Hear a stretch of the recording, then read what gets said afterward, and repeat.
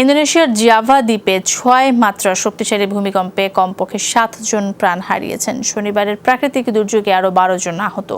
মার্কিন ভূতাত্ত্বিক জরিপ সংস্থা USGS জানিয়েছে, স্থানীয় সময় দুপুর 2টা নাগাদ দ্বীপটির দক্ষিণাঞ্চলে অনুভূত হয় কম্পন, যার কেন্দ্রস্থল ছিল মালাঙে ভাগের 82 কিলোমিটার গভীরে।